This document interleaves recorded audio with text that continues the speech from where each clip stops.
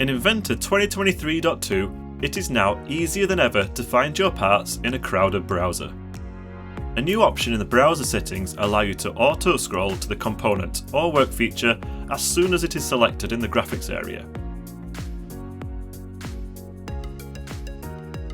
We've also added the ability to reorder work features in the browser, and even move them into folders to help keep you organised.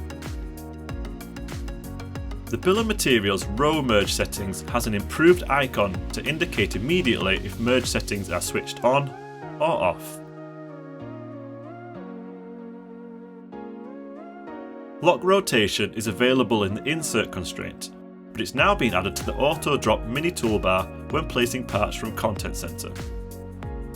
And if you want to pattern those bolts, we've streamlined the process of choosing an axis by adding it to a drop-down menu.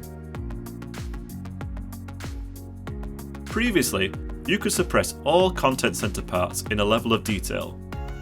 There is now the option to hide all Content Center parts from a view representation.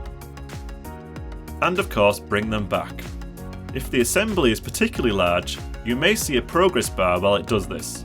However, there is also the option to cancel if it's taking too long. All this and much more in Inventor 2023.2.